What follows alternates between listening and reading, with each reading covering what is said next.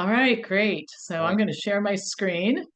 I always have slides. You guys know that. I'm a prolific slide maker. And one time I got an award from my staff for the person who probably has made the most slides in the history of the United States. I don't know if that's true or not, but I do have a lot of slides. All right. So the topic for today is why is it so hard to lose weight? And I just want to start my talk by saying that I used to be 50 pounds heavier than I am right now. And I totally forgot about it because I've been in this body for so long that I haven't thought. I mean, I think about weight because I deal with so many clients and members who have weight problems, but I don't think about myself as ever having had a weight problem. And then my high school reunion, 50th high school reunion was last year. And I was out of town and I didn't get to go, but a couple of people contacted me who I had been friendly with back then. And one of them sent me a picture. I had visited her in Florida when I was in my probably late 20s. And there I was in my fat body. And I thought, oh my gosh, I really was fat. And I tried every diet in the world. I tried starving myself, liquid diets, everything but what works, you know. So, but at the end of the day, as soon as I happened on plant-based nutrition and Dr. McDougall, some of you familiar with Dr. McDougall, who used to speak at this conference, who died last year, unfortunately. But I, came across his material. I adopted the McDougall diet, and the weight came off, and I never thought about it again. So, we all are victims of our own experience. And my experience was that when I found the right way to do it, I lost the weight. I've never looked back. I don't gain weight. I don't lose weight, just kind of stay like this. But when I deal with other people, it is very difficult. And so we taught people how to eat our diet. We have extensive educational programs. And I have to say that for a significant percentage of particularly obese people, we've been completely unsuccessful until about a year and a half ago. And that's when I started looking into this. I'm a great researcher, it's what I'm known for. And I thought there has to be a solution to this problem. And it probably has something to do with the whole history of weight loss and all that sort of thing. So that's what I'm going to share with you. I started looking into this and giving it a lot of thought and trying some different things. And I'm going to tell you what we have been doing that works. It works almost all the time for people who want to lose weight. And I have to say this, there are people who talk about wanting to do things, not just weight, but you guys probably know people like this. I want to start a business, and then 15 years later they haven't started a business. I really want to move, and then 15 years later they still haven't moved. So people talk about things that they want to do all the time and they don't do them. And it's no different with weight. People talk about losing weight and they often don't do anything about it for a long time. But if somebody shows up as a member of Wellness Forum and they really want to lose weight, we do have a program that works. So I'm going to share a lot of this with you. So I'll start with this quote.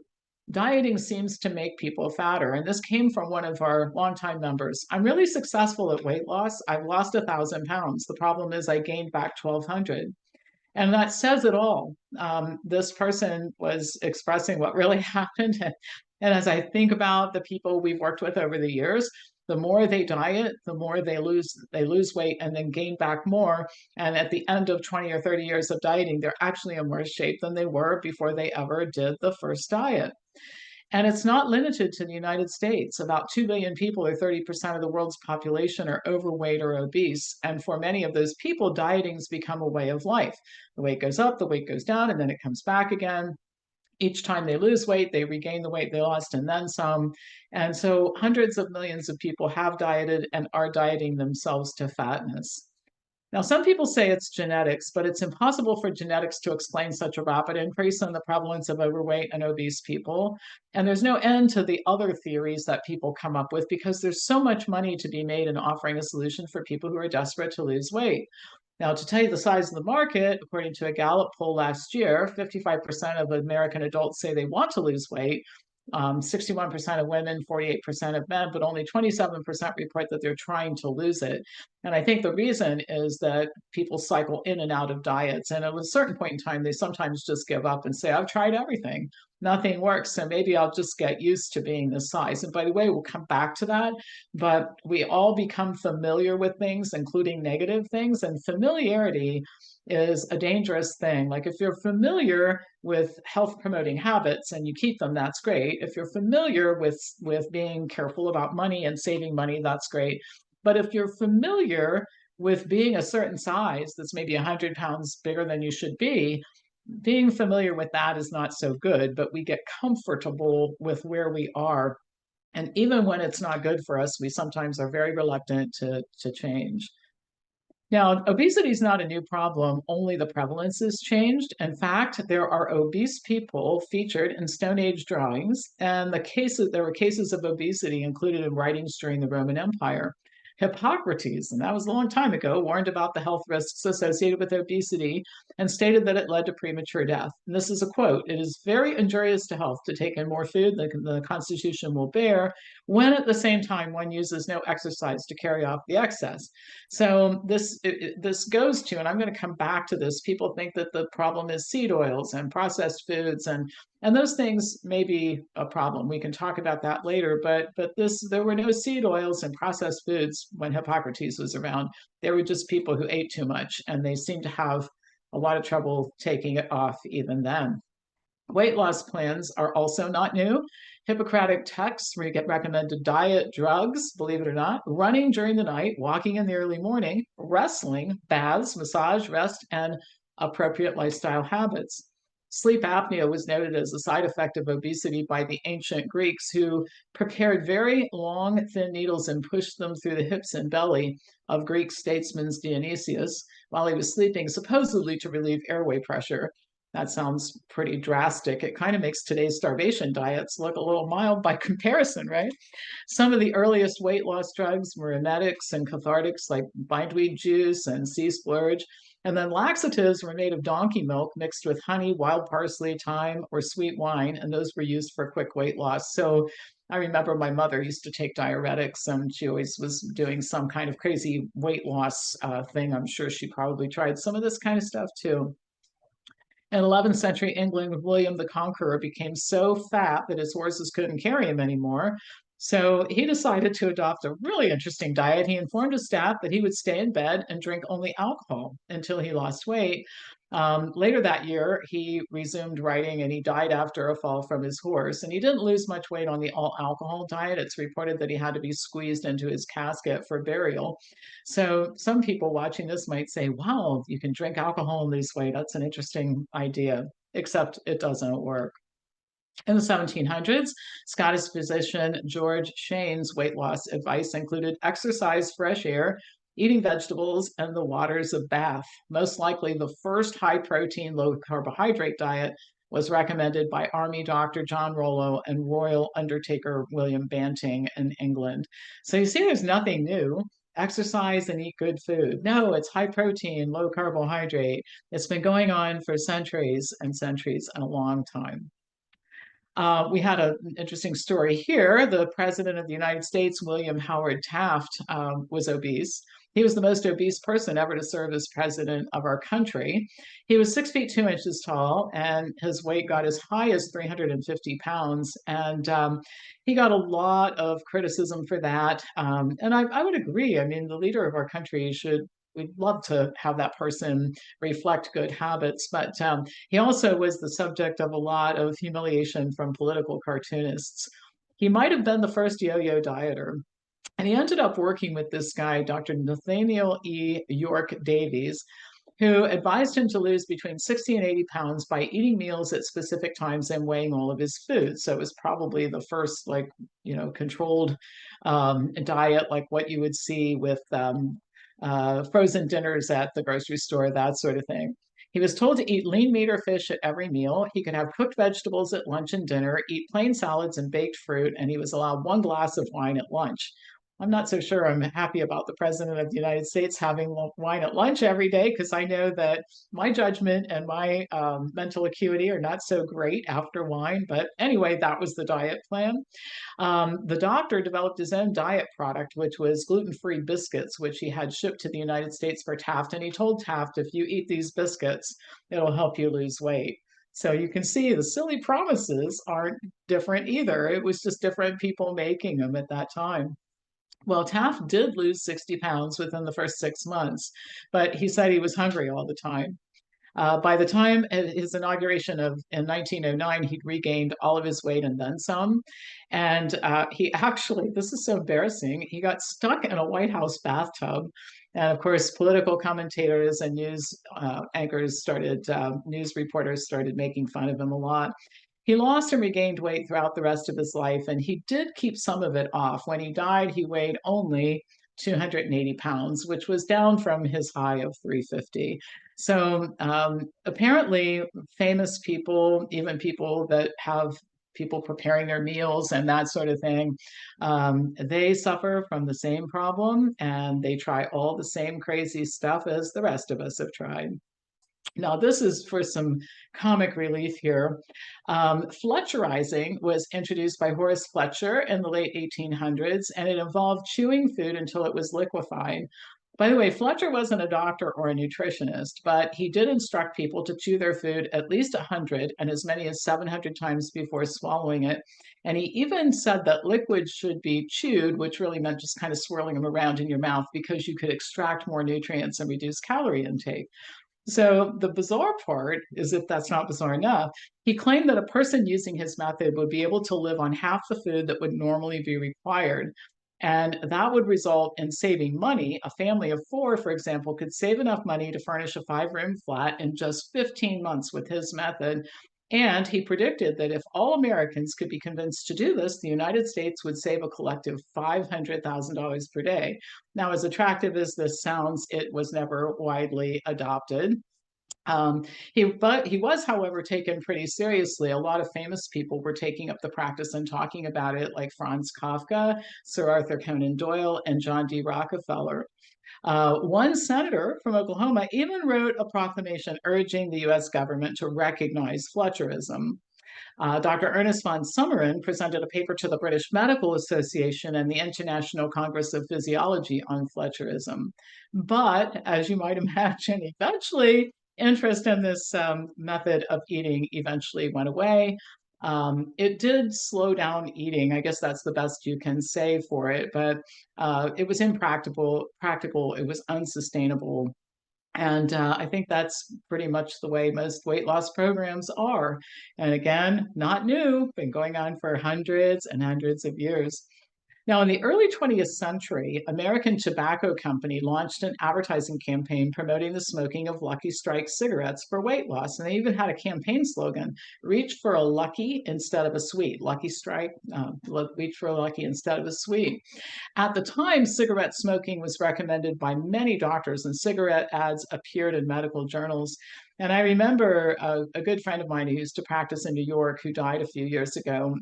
He was considerably older than I am, but he said, yes, the way it used to work is we would examine the patient, and then we would take the patient into our office, and the patient and I would light up a cigarette and smoke and discuss the findings of the physical examination. So it's kind of hard to imagine that today, but cigarettes were promoted as a way to lose weight. And one of the reasons I used to smoke 4 packs of cigarettes a day, by the way.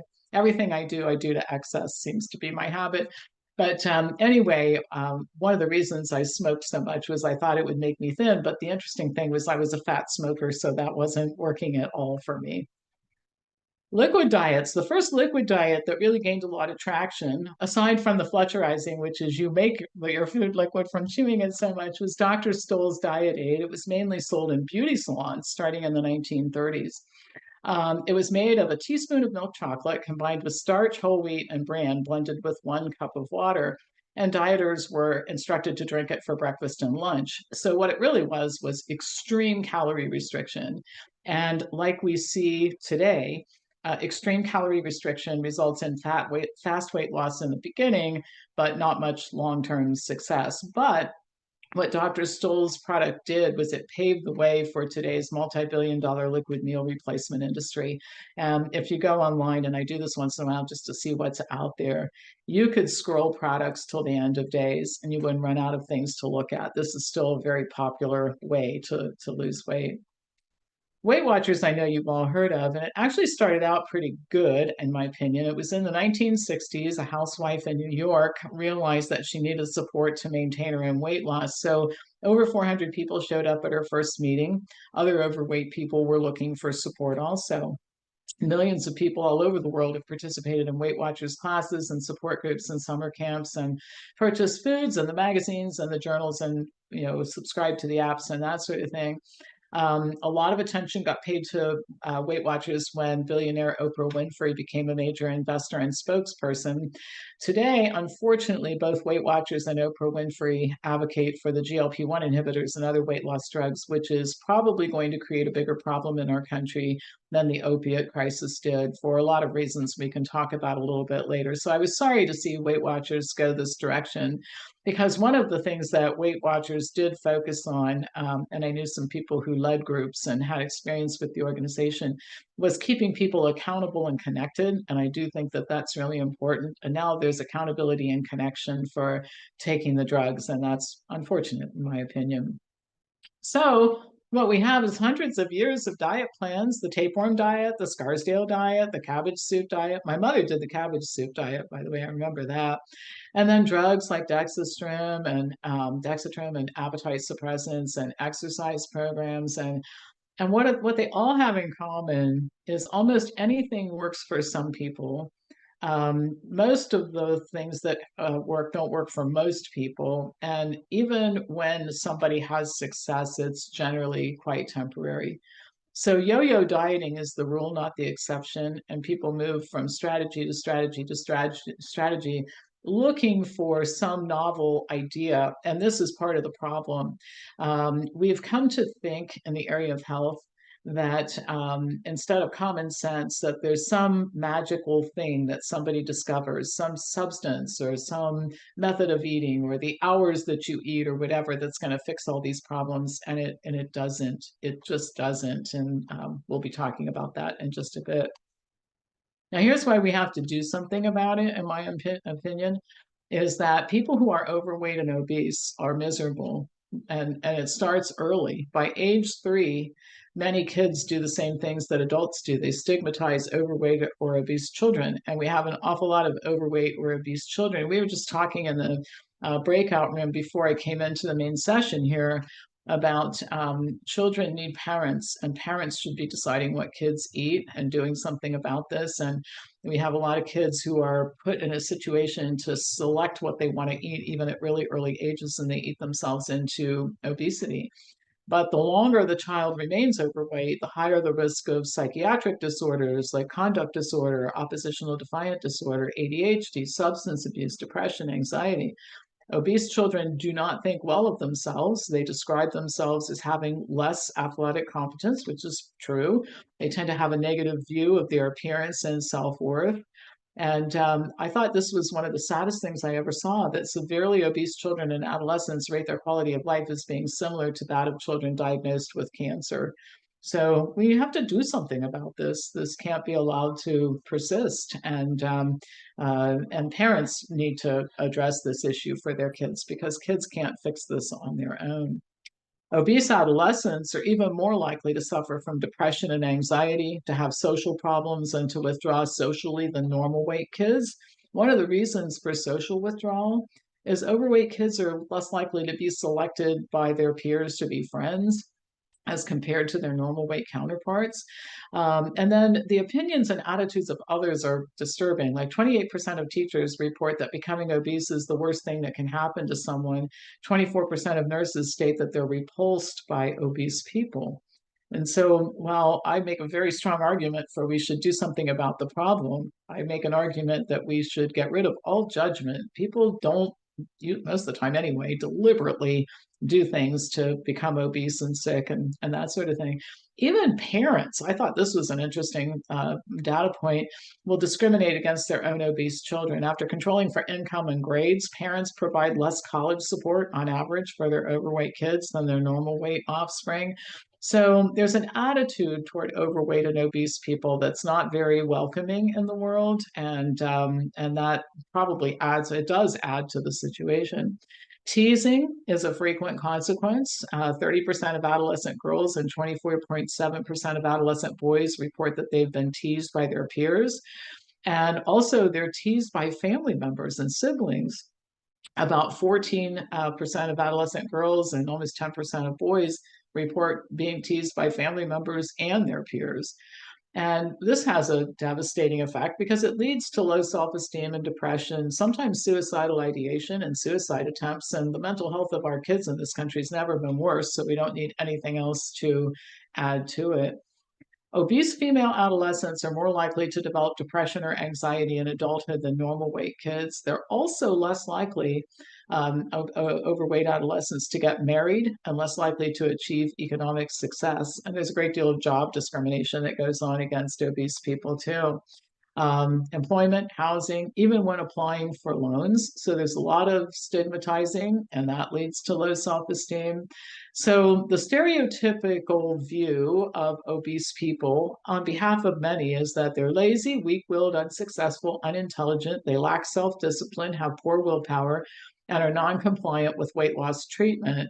And by the way, when I show you some of the data on weight loss programs and what goes on, it just takes my breath away that we offer ridiculous solutions to people who are overweight or obese. And then when the ridiculous situations don't work, we, collectively, the population, stigmatize the people who've been victimized by the programs that they bought and invested in, thinking that they could get better, and they don't. So misery varies by gender and age. Obese women in middle age and older encounter more stigma and discrimination than similarly aged obese men. Men are more likely to be stigmatized when they're younger. Studies show that people believe that obese people are responsible for their condition. And by the way, they are. But they also are, they're like prey for aggressive people selling programs. And most disturbing, health professionals who are often recommending some of these programs have the same bias. So we need a better solution for a lot of reasons. And then I'm sure you've all witnessed this, and it's painful to watch. An obese person requiring a seatbelt extender on a plane, somebody questioning if a chair can hold his weight, trying to purchase a bridesmaid's dress in a big enough size. So nobody likes being in these situations, and only a pretty callous and non-empathetic person could insist that anybody would consciously choose to be in this situation. Nobody chooses it. And I think some of the most judgmental people I know are people who've never experienced some of this stuff themselves, and they'd have a different view if they did. Now, let's get into weight loss and weight loss plans and that sort of thing. So the first thing I want to put out there is I divide people who have a weight problem into two categories. So some are like me. Some overweight people may have done a lot of different diets, but they find plant-based eating, which is a calorie dilute diet where you can eat a lot of food and the fiber fills you up and you don't have to worry about portion control. I lost weight, kept it off. And the reason why people like me gain weight, didn't know what to eat, didn't understand calorie density of foods, let themselves go because of children, job, whatever, went through a bad time. Divorce is great for weight gain. Some of you might have experienced that, or moving or caring for the death of a family member. So they don't have issues. People in this situation, they don't have issues that interfere with maintaining a healthy diet, normal weight. They have bad habits, but not resistant to change. I mean, when I read John McDougall's book, I thought, okay, I can do this. I'm going to try it. It makes sense to me. And I never had a problem again, right? And I'm not saying this to brag about myself. I'm saying this to exempt people like me from the problem population, because I don't need a solution, but the serial dieter definitely does. And by the way, I will say, some people say it's hard for them to maintain their habits in a sea of people who don't have good habits. And I've experienced that, but you can make it work. My friends are pretty considerate. And one thing, I'll just put this out there, it has less to do with weight than it does living in a sea of unhealthy people who don't eat the way that you do. I think that one of the problems with family and friends is often, if you're people like me, back before I read McDougall's book and did this, I was always on a diet of some sort, never worked. And so it was hard, I'm sure, for some people to think about rearranging things to accommodate me because, well, it's the 200th time Pam went on a diet, so this will probably pass. But what I noticed is as I stuck with it, and people saw it isn't passing. She lost all this weight. I started running marathons. I mean, it was definitely like a sea change, something different going on. Then my friends got very considerate. Like nobody would invite me over to dinner at their house and it hasn't happened for years, where they wouldn't prepare something for me. I don't even have to bring food anymore, So I tell people who change their diet and don't get a lot of support from other people, stick with it for a while because it'll be the first time it's ever happened in your friend group, and then people will shift as well. But the point is, and these are the people we want to talk about, other people have a lot of difficulty with this. They've been overweight since childhood. They eat for the wrong reasons. They've done it for a long time. They often cope using food as a form of drug, but we're going to talk about the addiction thing. It doesn't apply here. They're often not even aware that they do it. They are aware of the negative consequences of being obese, and they're concerned about it. And once they're shown, they understand what they're supposed to do, but they have difficulty doing it. And this even is true for this particular group of people with a plant-based diet. They've restricted for so long, they can't adopt ad libitum eating. And you can't get them to eat enough food. They are out, they don't really know how to set boundaries and take time for themselves, and a whole lot of things that need to be fixed. And that's the point that we're eventually going to get to. And by the way, the reason they eat is not pleasure seeking. They're mischaracterized. In other words, I've never had an obese person who's done 50 diets sit down with me and say, I just want to let you know, I love pizza. I love, bagels and cream cheese, really thick cream cheese, and I love fried food, and I just can't see myself giving it up. That is not the problem here. That is not the problem. So we'll talk about what is, but we have to start with understanding metabolism and calorie burn so that you know how the serial dieter gets into the mess the serial dieter is in. So metabolism is the number of calories a person burns every day. 65% of the calories we burn are from activities that require no active participation. Like if you're watching this lecture and you're breathing in and out, I sure hope you are. You're burning calories, your brain's functioning, you're burning calories, your heart is beating, you're burning calories. So this is the basal metabolic rate. Then we digest about 10% of calories burned while digesting food. And then 25% is burned through physical activity. And that's everything from loading the dishwasher to workouts in the gym, which is what I was doing before I logged on with you today. Now, your body composition affects your metabolism. So when you become over fat and you lose a lot of muscle, and those two things usually go together, your metabolic rate goes down. So a pound of muscle will burn about 14 calories a day, and a pound of fat burns 3 calories a day. So sarcopenia is the process of losing muscle mass and gaining fat as you age. You can also speed up that process, by the way, and you can counter it with working out. One of the reasons I'm a gym rat and a runner and all that stuff is because I want to continue to have the body of somebody a whole lot younger than me instead of becoming decrepit as I age. So you can keep that muscle mass, not all of it, but a good deal of it, with physical activity. Now, optimal diet and exercise can prevent this from happening, as I mentioned. But if you don't do those things, your body composition will get much worse over time. And so the consequences of this, let's just look at an example. A person who loses 9 pounds of muscle and gains 9 pounds of fat just by not being very careful about what they eat, not exercising, but they consume the same number of calories every day. Well, at the end of 5 years, their metabolism is slower, but the calorie intake is the same with the reduction of calorie burn of 100 calories. So this is like 10.42 pounds per year gained, with only 9 pounds of change, right? So you consume the same number of calories and gain weight. So that's in fact what a lot of people tell us. Like, I don't know how this happened to me, because honestly, Pam, and I believe people, what they tell me, they'll say, honestly, Pam, I have never really changed what I'm eating. I mean, I know what I'm eating is not the best food now that I've watched your videos or taken your class or whatever, but I really never changed the quantity of food and that kind of thing. So I don't know how I got so fat. It's because of the change in body composition. So you eat the same stuff and you gain weight. And then dieting makes things worse, and here's how. So the first thing dieters are told is this is all about mathematical calculations, which is true, kind of. But for every 3,500 extra calories consumed, about a pound is gained. And then theoretically, for every 3,500 calorie reduction in consumption, you should lose a pound. And by the way, if you start looking into diet plans and that sort of thing, something resembling this rule appears in nutrition textbooks and articles and expert guidelines.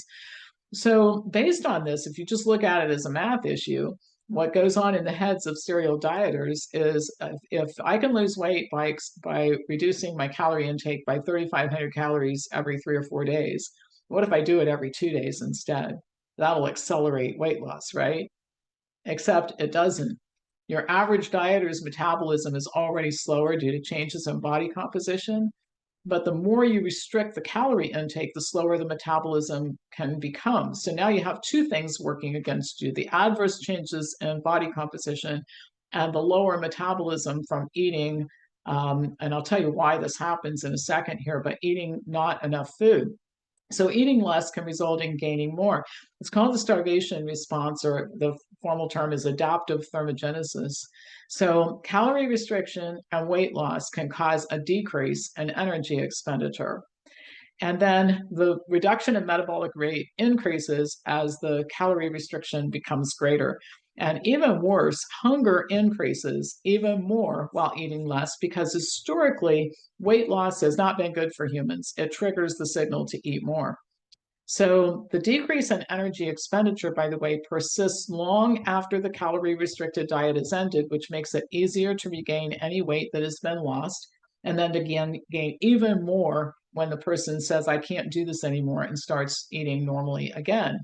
So alternating periods of calorie restriction and excess calorie intake leads to even more weight gain. And I saw that in my own friend group with a woman who, believe it or not, my friends don't listen to me sometimes, but this woman had been trying all these different diets, and she dieted herself pretty fat. And the last diet that she did, that I know about anyway, was the HCG diet, the hormone treatments, and 600 calorie a day diet. And the result was that she got bigger than she ever was before, because when she couldn't stand eating 600 calories a day, she went back to normal eating, but her metabolism was slowed down. So every single one of these crazy diets she did made her fatter and fatter and fatter. So I've seen this happen in my own friend group. So here's the reason why this goes on. We are the victims of, and at one time the beneficiaries of, adaptations that allowed our species to survive during long periods of food scarcity. But it works against us today. So even when more food becomes available, back in the day, there would be little opportunity to overeat, and often periods of food insufficiency were more the rule than the exception. So if you gained a little weight back when we were hunter-gatherers and running from predators and looking around the earth for food, a little extra pounds might have been protective. Well, today's dieter doesn't suffer from food scarcity ever. Periods of calorie restriction, which initially result in some weight loss, are followed by periods of metabolic slowdown and increasing hunger, which eventually leads to eating more when the metabolism is lower. So it leads to both weight gain and fat storage, which results in a bigger person who eats less and less food while gaining even more weight. So the result, this is the data that I think makes a huge amount of difference, because in our perspective. So this is the way the weight loss industry works. The failure rate for obese males trying to reach normal weight is 99.92%. For females, failure rate 99.85%, almost 100%. So it's understandable that if you have a couple 100 pounds to lose, you might not reach your goal weight. But for people who set their sights much lower, the data are not much better. The failure rate for an obese person losing 5% of body weight and keeping it off for 1 year, failure rate, 87.5% for men, 85.7% for women. Now I'm going to put this in perspective by rephrasing it. The chance that a 500-pound person will be able to lose 25 pounds and maintain that weight loss for just 1 year is 12.5%. Think about that for a minute. 12.5%. So that means almost nobody is succeeding. And you can look around. If you visit a shopping mall today and just sit down and watch the people go by, you're going to see everything I just told you walking by. You'll see exactly what it is. So The Biggest Loser provided a great opportunity to see this in living color on TV every night, right? Or once a week on Thursday night, I think it was. So some contestants did lose weight while they were on the show. At the time, people thought the show was motivating. I thought it was pretty disgusting myself. I'll share why in a second.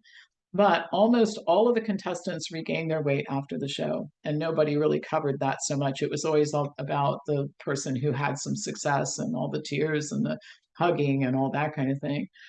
Now, there were a lot of reasons for the failure. One was the contestants were removed from their regular life during their time on the show, so they didn't really learn how to live healthy lives in their home environment. And the home environment is different. I mean, just think about me for a second. I have to eat because that's how I stay alive, but I have a job and I have a nonprofit and I'm writing a book and I'm presenting at this conference. So I have a lot going on. And so to continue to exercise and eat well is different than if you just sent me someplace and all I had to do all day was exercise and eat well. The calorie restriction was extreme on the show, and the exercise regimen was unsustainable and aggressive, and I would add abusive while on the show. And so none of this could be sustained. So I looked up reports of people who had been on the show. So Kai Hibbard reported to the New York Post that she and other contestants were eating 1,000 to 1,200 calories a day. Some were eating less than 1,000. Another issue was that foods provided to the contestants often came from sponsors. So Hibbard said she and the others were given products like I Can't Believe It's Not Butter, Kraft fat-free cheese, Rockstar energy drinks, and Jell-O. Hibbard did lose 144 pounds, but she regained 2/3 of the weight that she lost when she wasn't in this controlled environment anymore. According to both the contestants and Biggest Loser trainer Bob Harper, who, by the way, ended up having a heart attack, so much for his health promoting habits, participants were exercising as much as 4 to 6 hours a day, including 2 hours of intense aerobic exercise. Jillian Michael also confirmed this in a Time magazine article.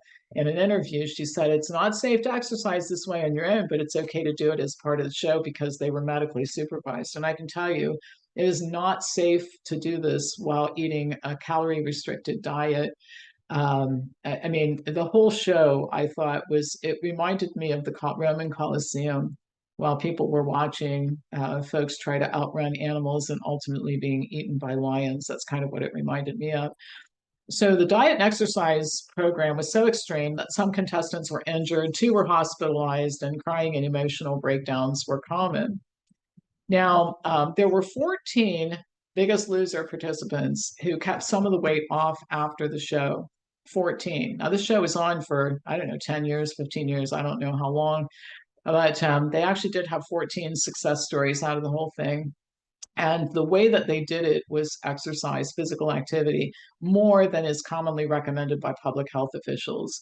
So the successful subjects, we have data on when they were selected, 6 weeks, 30 weeks, and 6 years later.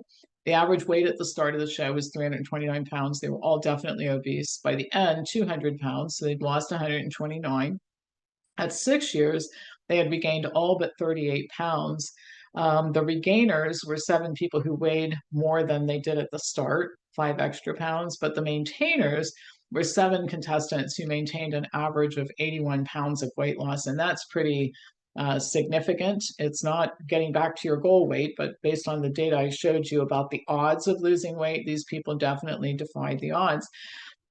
So if you take a look at what happened, changing their calorie intake and extreme exercise led to initial weight loss while they were on the show. So exercise was the key to maintain the weight loss after the show. So the reason why they had to exercise more was because the participants experienced a drop in their metabolism because of the calorie restriction and the extreme exercise that resulted in 500 fewer calories being burned per day. And those who became more aggressive about exercise were able to counter that drop in calorie burning capacity, so they didn't gain all of their weight back. But the drop in metabolism from the extreme restriction in exercise is the reason why you had some temporary success enough to fuel this best-selling TV show, but not long-term outcomes, which is the reason why probably most of those people agreed to be on the show, is they were looking for a permanent solution. Now, we've known this for a long time. And by the way, I'll just mention for the record, I get beat up all the time by people who say, Pam, you're always quoting all this old research and and that sort of thing. And there are two reasons I do. First of all, because there was a lot better research going on, better without so many conflicts a long time ago. But the second thing is some of this research we just don't pay any attention to, and we should. So I often do use older research. But Ansel Keys looked at the effect of calorie restriction on metabolism in the late 1940s. Young, healthy men were fed a diet including 3,200 calories a day for 3 months, and then they dropped back to 1,570 calories per day for 6 months. They engaged in physical activity, but they were walking 22 miles a week, which is a far cry from what those poor Biggest Loser participants were expected to do. The subjects lost a lot of weight, but they also experienced a 36% reduction in metabolic rate, 21% loss of strength, and severe fatigue. Their heart rates fell from an average of 55 beats per minute to 35 beats per minute, further evidence of their slowed metabolism. Now, that change took place with much less physical activity than the Biggest Loser contestants. And it also took place with reducing their calorie intake by 50%. And some of these extreme calorie restricted diets look at restriction even more, right? But here's the important thing. The men in Key's study were extremely stressed. One was admitted to the psych ward. One was dismissed because he was unstable. And several were not included in the final data set because they were finding ways to cheat. None of the men were overweight at the start of the study, but they lost an average of 25% of their body weight. They dropped from an average of 152.7 pounds to 115.6 pounds. They were divided into groups for refeeding, eating 400, 800, 1,200, or 1,600 more calories than they had been during the previous 6-month intervention period. Vitamins, protein supplements were useless. The only thing that made them feel better was more food. Now, the most interesting part of this for me was 12 men stayed in the lab an extra 8 weeks for observation, and they were told they could have anything they wanted to eat. They consumed an average of 5,000 calories per day, some up to 11,500 calories on some days. And they reported being constantly hungry no matter how much they ate, which goes to what I was talking about earlier, that humans are not we're hardwired to be hungry, to need food, and bad things happen when we don't get enough food. We get more motivated to eat, and that sort of thing. But the starvation dieting that goes on is very, very counterproductive. So the findings were published in a 2-volume work called The Biology of Human Starvation. It is the most comprehensive study on the effects of famine on human beings.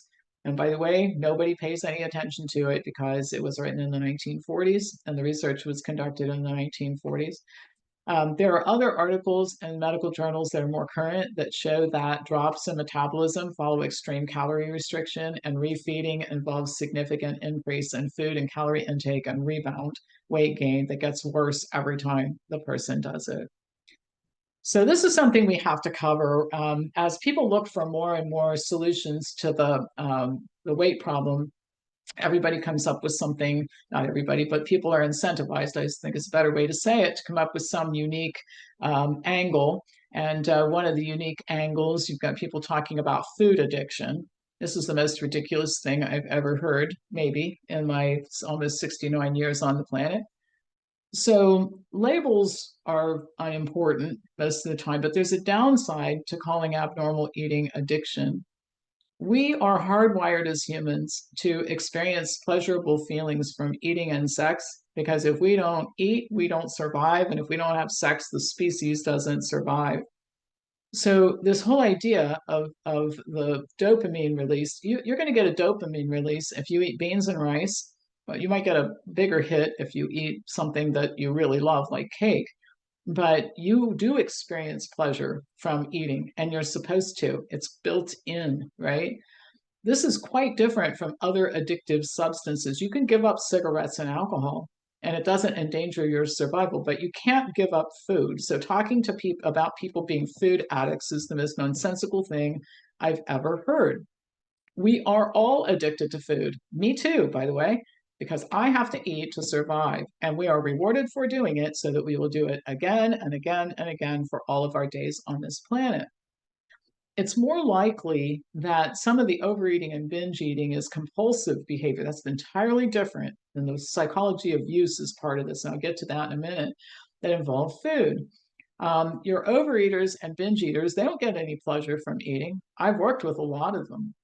They eating 12 donuts can make you have pain. It can make you vomit. It can make you sleep on the couch. That's not fun. It's not pleasure seeking. It's usually behavior in response to stressors. And so lecturing these people and threatening them and attempts at abstinence, I won't eat any bread anymore. I'm never going to eat a piece of chocolate, doesn't work. They already have an abnormal relationship with food, and the food addiction crowd attempts to actually and is successful at making that relationship with food more bizarre than it has ever been. So I'm going to take a side detour right now, but this is super important information. When people abuse substances known to be addictive, many don't become addicted. Well, alcohol would be a good example. Alcohol is, they claim it's addictive. I'm not a teetotaler. I like really expensive wine, and Passover Saturday I'm going to have some, but I'm not an alcoholic and I'm not addicted to it. And I've gone for a year or two without having any, and I go for months at a time without having it. So if it was truly addicting, I would become addicted. I could become addicted to opiates, and I've had friends that accidentally did when they had surgery and were given opiates. This is not food. This is not what happens with food. But anyway, when people abuse substances known to be addictive, many times they don't become addicted. So Lee Robbins studied heroin addiction in veterans returning home from Vietnam in the 1970s. 34% had used high doses for long periods of time while they were there. They had to be detoxified when they got back to the United States. But after the detox, only 10% of them ever used heroin again, and only 1% became re-addicted. Now, heroin is supposed to be incredibly addicting, right? So there were variables that impacted whether they used again, including problems before service, substance abuse by parents, and that sort of thing. But the thing that was very interesting, none of that predicted re-addiction to heroin, which it should have based on the current model. And during that same period, heroin use was increasing in the United States. So non-veteran addicts were having a terrible time withdrawing from heroin. And even though heroin addicts, the veterans who were addicted, they had much more potent versions of these drugs when they were in Vietnam than their civilian American counterparts. So this is disturbing information that goes against the addiction model for food. So Robbins' research concluded that the reason had less to do with the physical action of the drug and more to do with the reasons for using it. So the soldiers were using heroin to help tolerate the horrors of war, to relieve boredom and depression while they were away from home, and to address the constant fear. When they didn't have to deal with those issues anymore, quitting was easy because they didn't need the drug. And you're going to see how important this is. So really pay attention to this here. The psychology of use is very important. So this had less to do with the drug and more to do with the horrific situation in which they found themselves. And if they were still in that horrific situation, they probably could not have withdrawn from the drug, but it was quite easy to do when that was over. All right. So eating disorders, by the way, just a side note, another side note, this is not addiction either. So people who binge eat and have or starve, anorexia, bulimia, they're really practicing the same habit, which is another type of compulsion involving food. The person who binges is relieving negative feelings, and so is the person who starves. So the solution is finding the reason for the compulsive behavior and addressing cause. And maybe next year I'll do a lecture on eating disorders, because the failure rate for eating disorder programs is about 94%.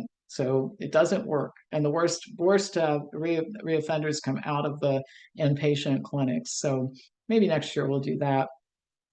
So the conventional treatment for food addiction, and this just, I have trouble not laughing, right? So first we're going to try to abstain from certain foods like processed foods or sugar, white flour, desserts, alcohol, and bread.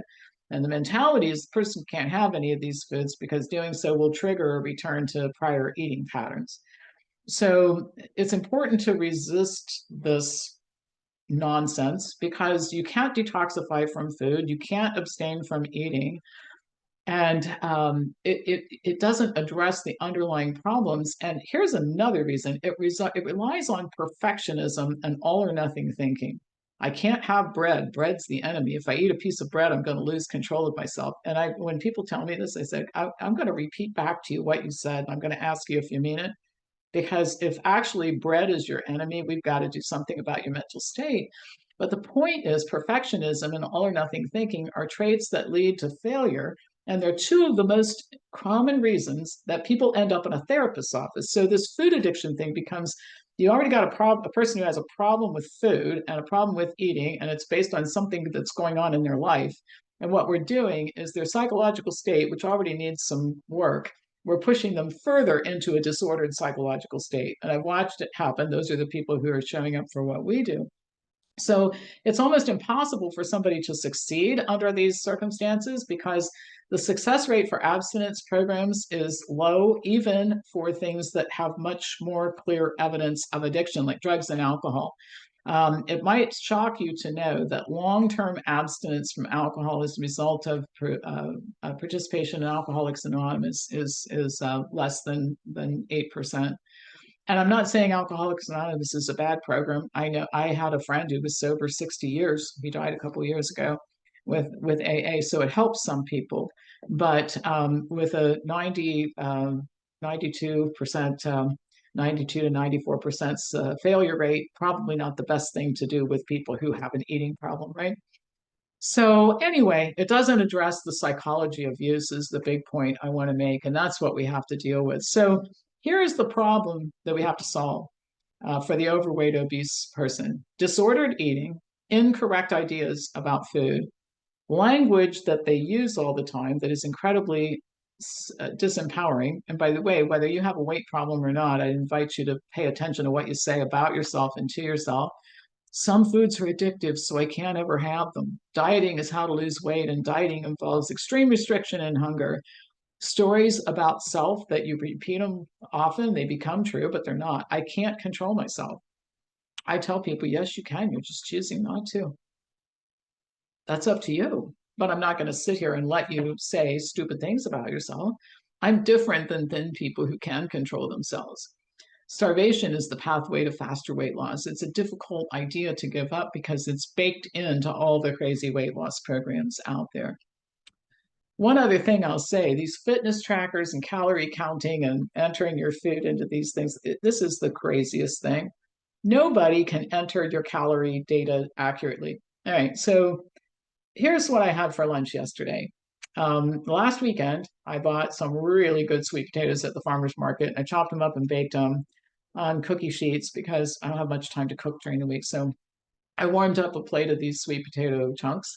And then I made a salad with 3 kinds of lettuce and chickpeas and beets and radishes and cucumbers and tomatoes and a couple of chopped up Kalamata olives for flavoring and some balsamic dressing. Okay, how do we calculate the calories for that? Well, I don't know. I guess I should have weighed the potatoes before I stuck them in the microwave, and we should have like counted the lettuce leaves and made sure I had how many slices of cucumber. Oh my God, it would have been 3 o'clock before I ate lunch. And who the heck wants to do that? It's ridiculous.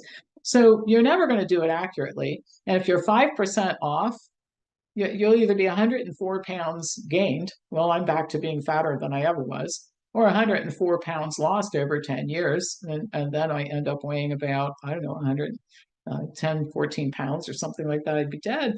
And so are we going to count the pieces of broccoli and how many onions, and is it a cup or a cup and a half of rice and how much sauce? And this is ridiculous. It's absolutely ridiculous. And it's an abnormal relationship with food. And the problem is the abnormal relationship with food, and all of this crap, and it is crap, drives people further into the abnormal relationship with food. And the fitness trackers, first of all, it does not replace exercise. All right. My office is huge. It's 10,000 square feet. So just to go get office supplies, it's a hike, right? I would rack up a whole lot of steps, but it's not instead of yoga or going out to power walk or run or get on a treadmill because it's still cold here in Ohio, or to take a yoga class or to get in the gym. It's not that.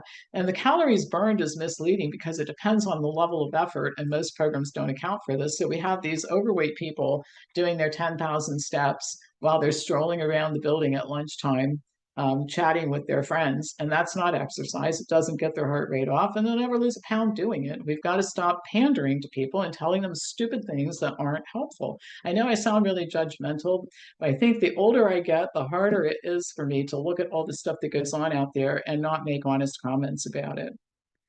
So we looked at all of this. When I say we, I work with a pretty large group of people.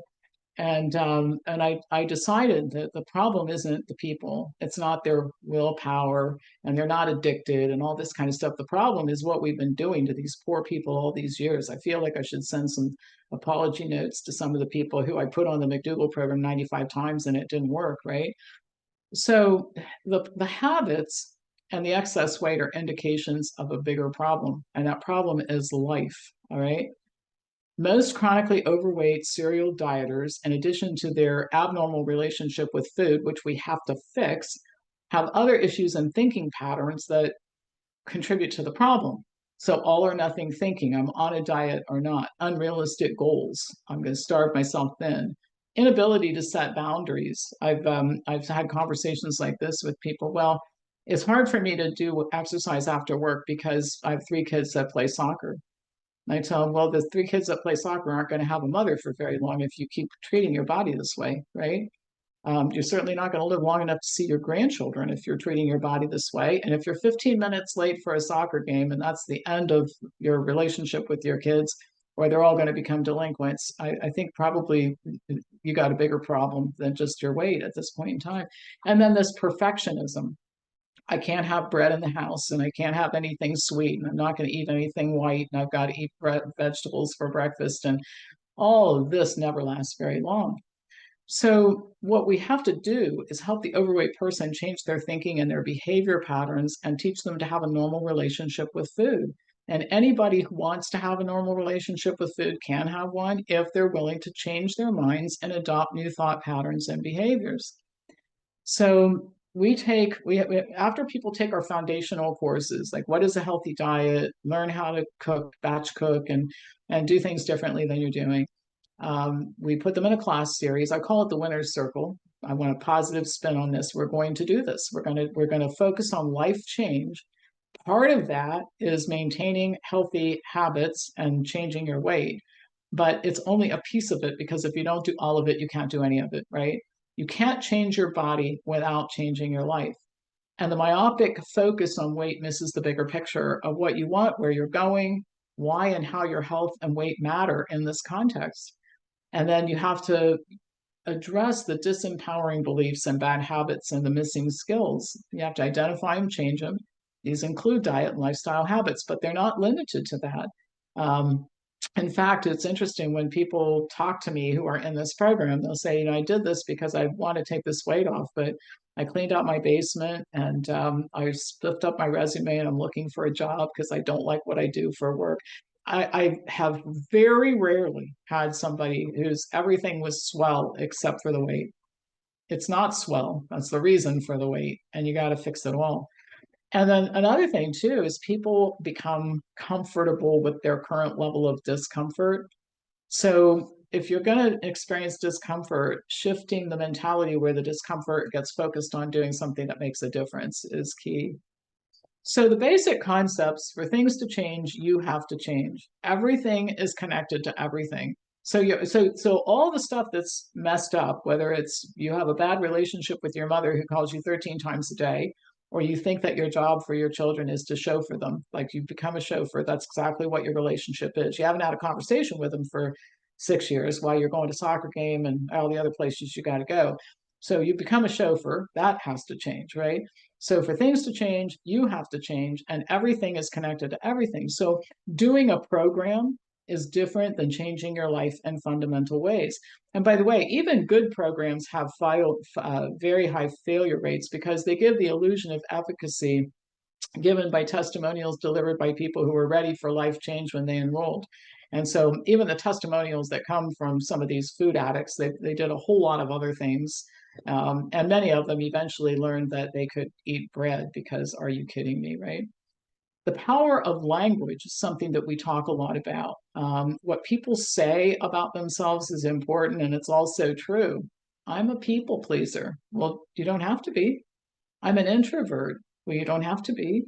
I'm easily distracted and change course. Well, you can change that. I'm a person with no willpower. Well, I would argue that choice architecture is more important than willpower, but stop telling yourself this. You can be a person who is more disciplined about the way you take care of yourself. I'm an underachiever. Well, I guess if you keep telling yourself that, you will be that, but is that what you want to be?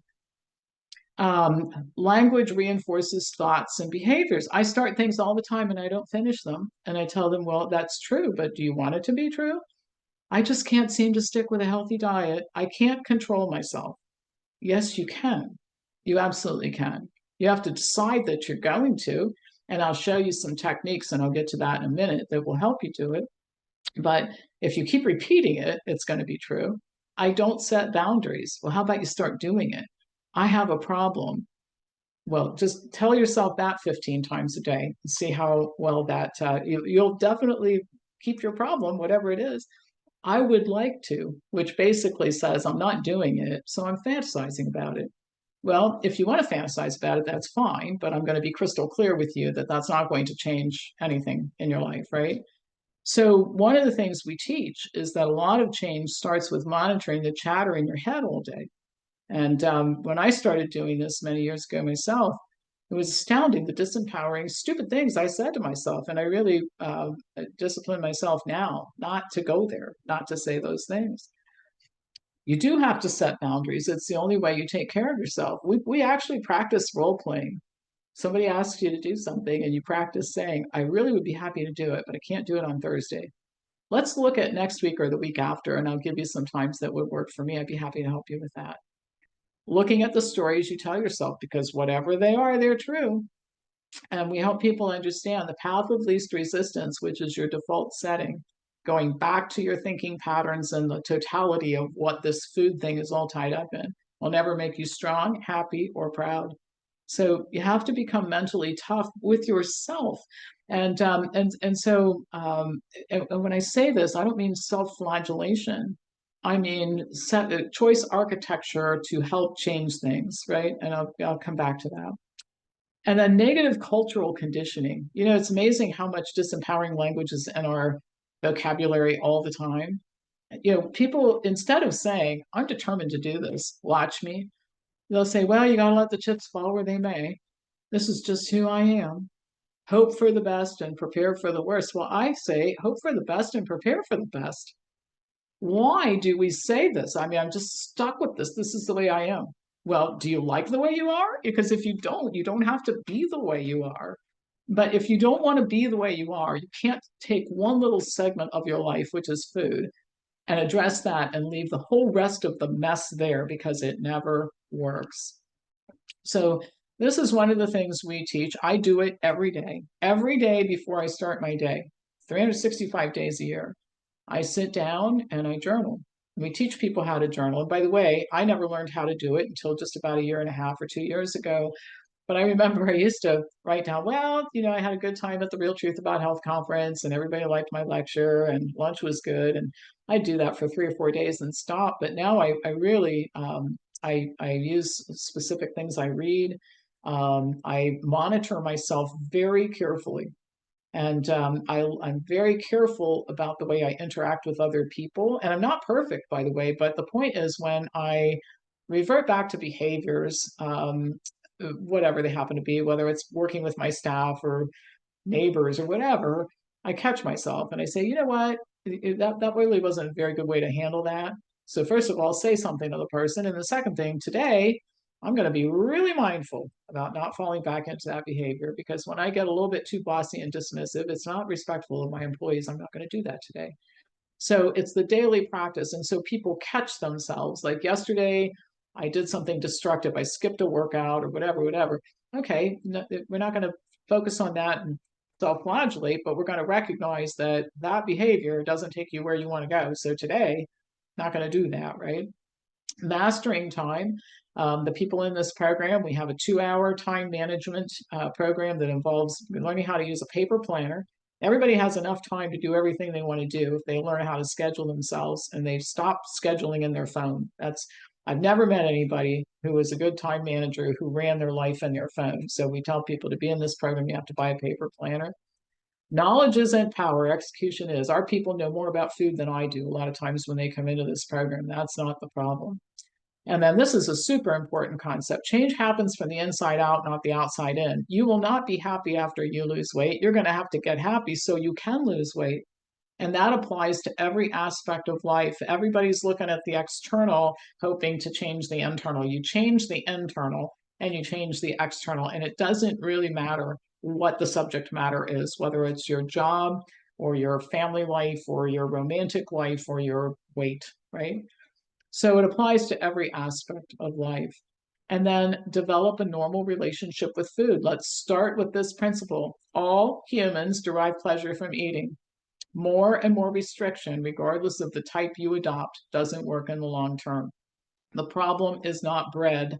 The problem is boundaries, life, unhappiness, all kinds of things that need to get fixed. Staying away from bread doesn't fix that stuff. And if you don't fix that stuff, out there is not going to change at all, right? Final thoughts. Overweight people are not helpless food addicts who can't control themselves in the presence of bread. They have been taught to tell themselves inaccurate stories and adopted increasingly more and more restrictive and insane diets, which create friction with the sane people in their lives. And I want to say something about that too. One of the things that keeps people from adopting habits is they say, my family and my friends think I'm crazy. Well, I can see why. You've told your family and your friends that you can't be in the same room with bread because you can't control yourself. Or you've told your family and friends, I have to drink water during mom's dinner party because I don't eat after 4 o'clock in the afternoon.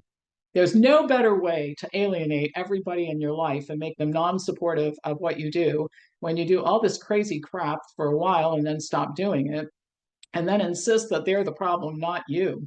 We have got to live in normal society and act like normal people. And what I just described to you is not normal behavior. And we shouldn't encourage it, right? So, to that point, the thinking becomes more abnormal the more dieting people engage in until they think a simple approach just can't work because it's simple. Can't be just like journaling and learning to eat like a normal person and getting my priorities in order and all that kind of stuff. So stop thinking of yourself if you're in the situation of a helpless victim of the processed food industry or ads on TV and take charge of your mind and your thinking and your life. And when you do that, you will take charge of your body and your health, and all this will change. So I watched a short little TikTok video as I was preparing these slides of perfect timing. This woman was 400 pounds, and I don't know what program she's doing. It doesn't make any difference or who's helping her, but she decided one day enough is enough. And she said two things I thought were great. A wonderful life awaits for you on the other side of your comfort zone. And it's not about chasing a smaller body, it's about having a bigger life. And the reason that's so important is that she wasn't just changing her weight, changing her life at the same time. You cannot change one tiny segment. You change it all or you change nothing. So this is Wellness Form Health. I'll remind you, is my company. Go where health matters is our slogan. And my email address is here, pampopper@wellnessforum.com. And our website is here as well. So I'd be happy to take questions. I think we probably have some time. I Yeah, made sure that we would. Okay, great. So yeah, now we can discuss. all right, we got plenty of time. So thank you for all of the research that that you did for this presentation. Really appreciate it. So first of all, so you showed how people get in contact with you. How about your books? Where would they go and get your books? You can buy them on Amazon, or you can buy them from us. You can call our office, 614-841-7700. We are strange people. We're open 12 hours a day and we like to talk to other humans. So you can actually call us on the phone. Wow. All right.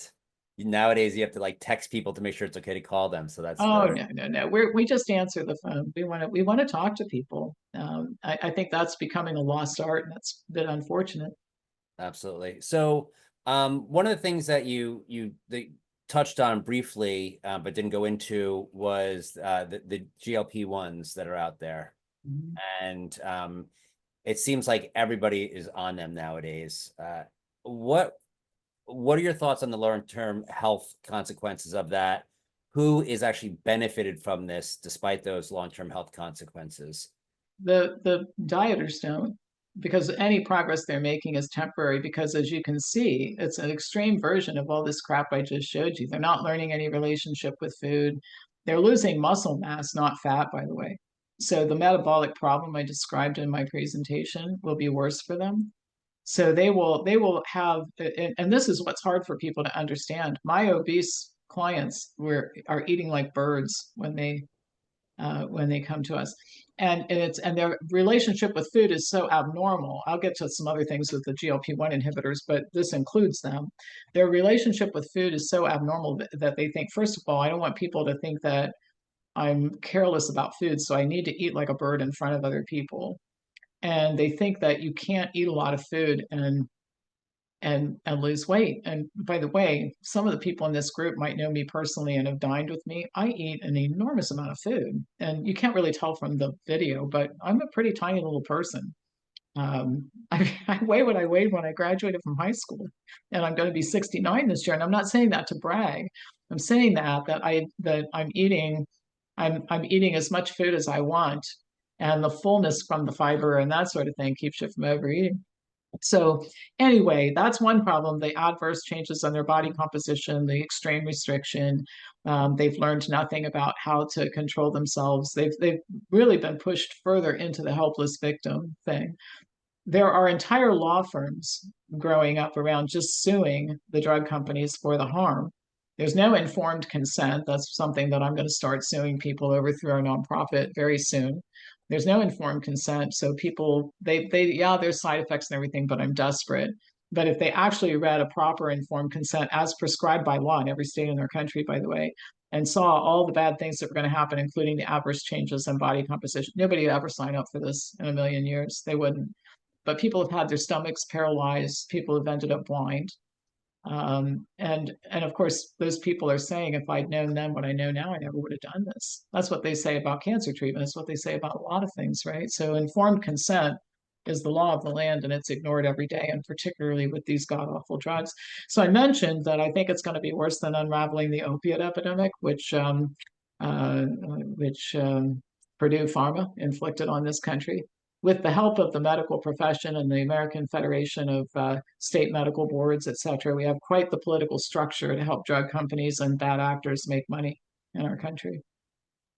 So even some of the doctors that I follow, which tend to be more holistic, plant-based, et cetera, would say that with the GLP-1s, there are some people who, even with all of these negative side effects, because of all of the effects of their obesity, are actually better off taking these drugs. Do you agree with that statement?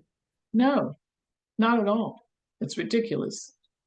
It's absolutely ridiculous. It does nothing to help them overcome this problem, which is that they don't have an appropriate relationship with food. So while they're eating 600 calories a day, how does that help?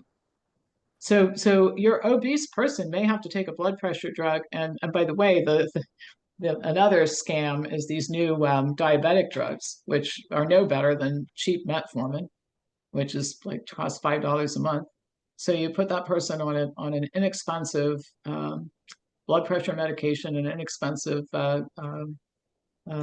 glucose control drug to while they're getting themselves straight around. And the goal is to stop thinking the way that you think. That's how you got here. All right.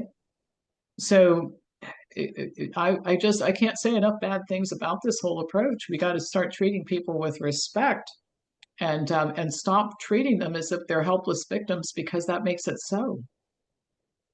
So what I'm hearing is mitigate the symptoms of their obesity while you work with them to help them lose weight healthfully.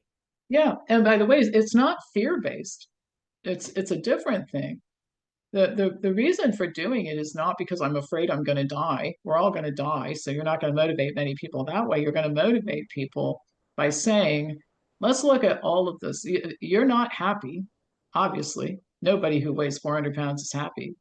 But I would imagine there's other stuff that isn't so happy in your life too. That's probably why you weigh 400 pounds. So why don't we start looking at all of it? And I'm not a psychologist, and I have psychologists on staff, and we have these people spend some time with them too. But some of this is just common sense. Like, I've been in this situation myself, not with weight, But I think we've all gotten to a place at some point in time where you just take a look at your life and you have to get divorced, or you have to change jobs because you're miserable, or you have to fire somebody because they're not a good employee anymore, right? So we all reach points in our life where we realize something has to change. And sometimes the something that has to change is in here. It usually is partly in here, right? Like, what kind of a boss am I if I keep ending up in this situation with employees? So maybe I need to change my approach to working with people, right? So, and then we get into medicine, we're looking for magic cures for everything. So stop that. And it's a form of pandering. I think it's the most disrespectful thing you can do to somebody. The profitable form of pandering. Yeah, it's a very profitable form of pandering. And everybody's making money on it who wants to. Um, but it's the just long-term disaster. And how many times are we going to do this in this country? We do quick fix followed by long-term disaster. Remember, the quick fix for back pain was going to be Oxycontin. That worked out great. And then the quick fix for menopause, hot flashes, was going to be hormone replacement. Other than that pesky cancer thing, it was fabulous, right? So, So you talked about having to change multiple things in your life when you go on a weight loss journey, and that the relationship with food is often a manifestation of other issues going on in your life, which is very reminiscent of what I've heard from alcohol and drug abuse recovery places. They have the same philosophy of that the addiction, or in this case, the relationship with food, is just the tip of the iceberg, and you have to deal with what's underneath the water in order to deal with these addictions or problems with food. If you don't mind me asking, when you started your health journey and found Dr. McDougall, you don't have to get into any specifics, but did you find that you had to change things in your life in order for that to really stick, or were you able to dive right into that and just follow the diet itself? it was easy for me to do it because my eating problems weren't. I listen. Let me first say, I've had enough problems in my life based on my own thinking patterns and behavior to fill a book, right? So I certainly don't want anybody to think when I say what I'm going to say about this that Pam Popper's just always been perfect, because I haven't been. And most of the time, my problem is me, right? That's the if we're all honest, that's the case, right? But when it came to eating, um, I wasn't eating to suppress my feelings and that kind of thing. I was just, I just didn't like, I'll give you an example.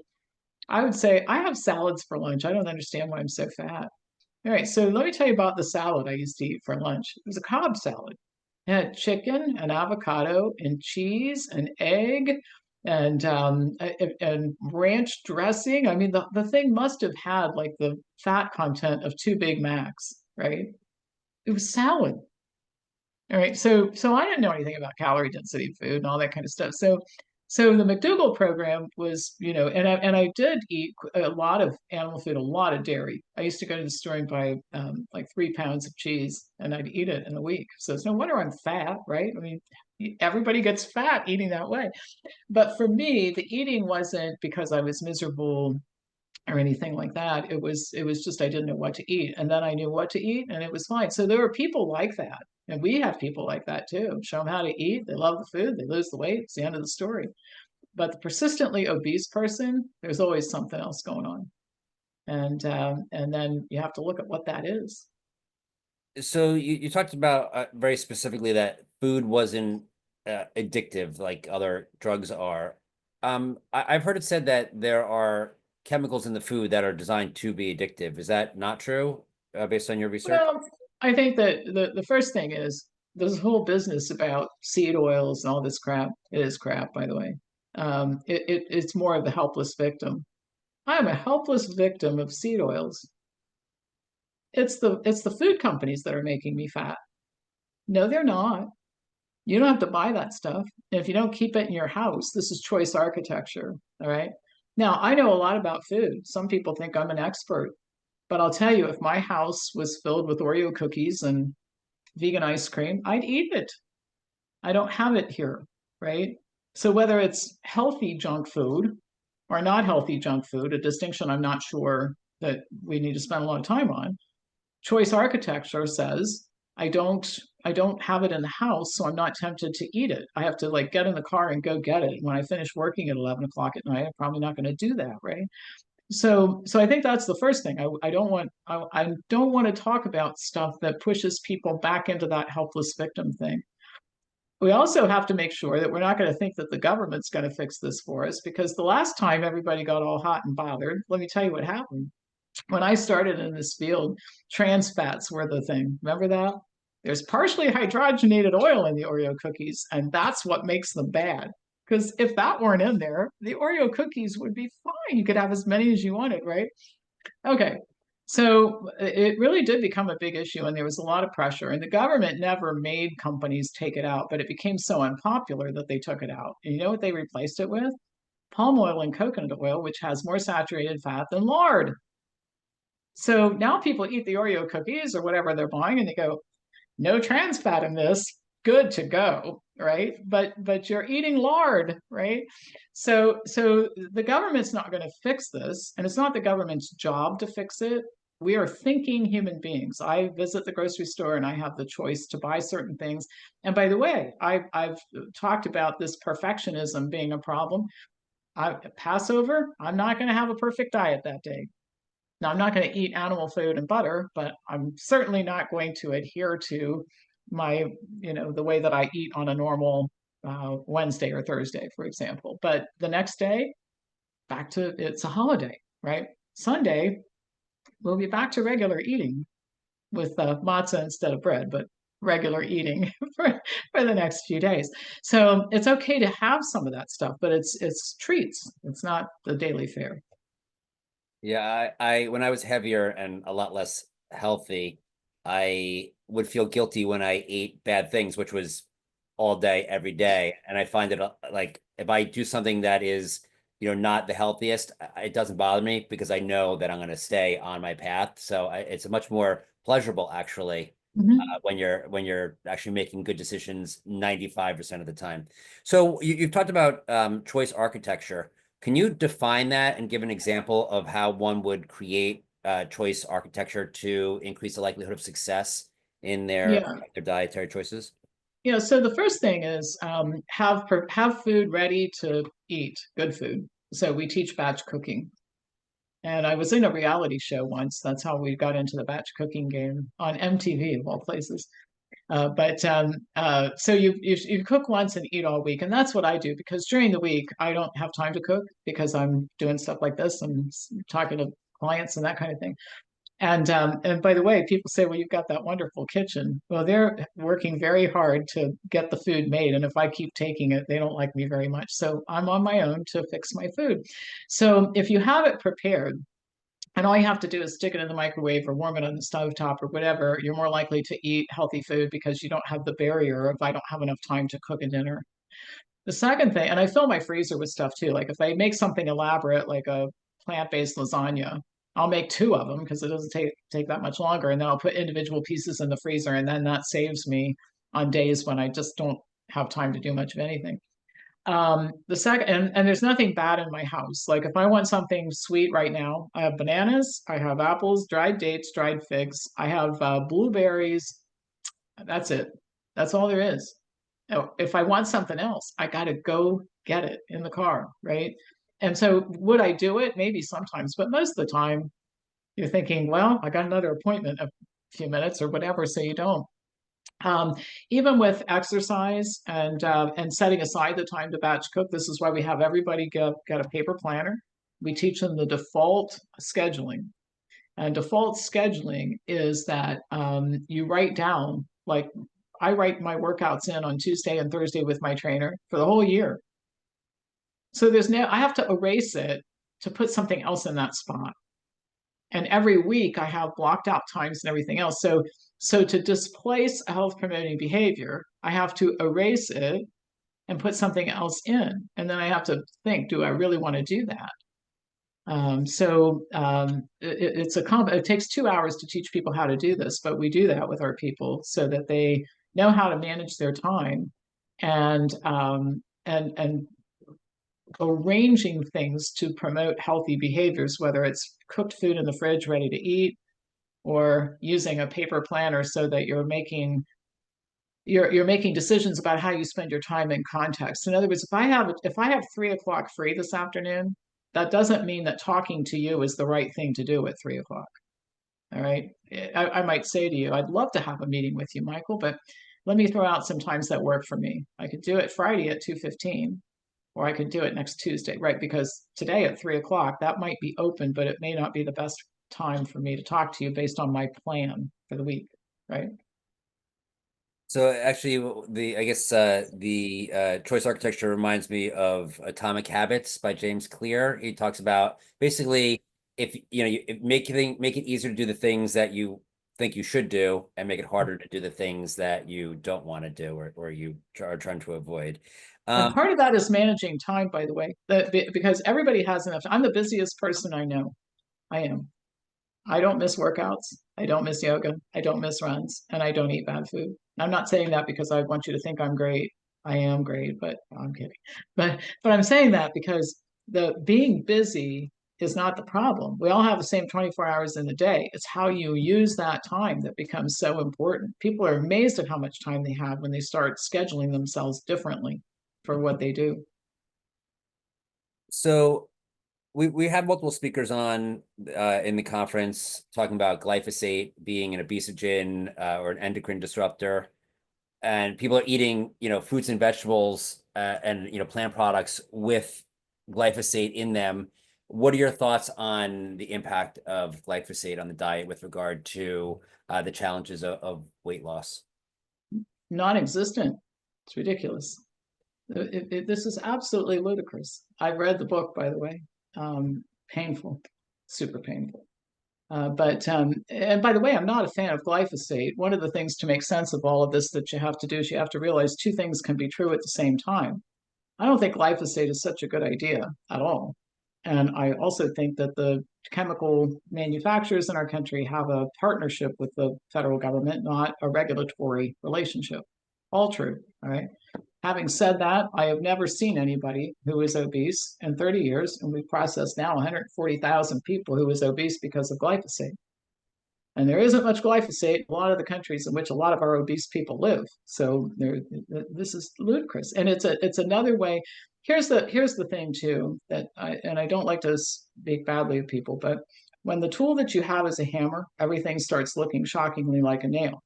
So if my entire life has been dedicated to screaming and hollering about a chemical, the more things I find it's related to, the more I have to scream and holler about, and it builds my brand. That doesn't necessarily reflect what is really going on for the average person out there. What are some of the foundational concepts people should be following when they're looking to construct a healthful diet? I think the first thing is you have to like the food that you're eating. All right. And the second thing is that this crazy restriction that goes on. Pasta's going to kill you. White bread's going to kill you. Processed foods are going to kill you. Everything's going to kill you. And I had a very spirited interaction with one of my colleagues one time when we were doing this live. And I said, I'm going to confess to the audience here everything I do that's going to kill me. These are fake nails. Nobody knows the color of the hair, right? I mean, this is ludicrous. So people have to like the food, and perfection isn't the key here. So you like pasta? I do.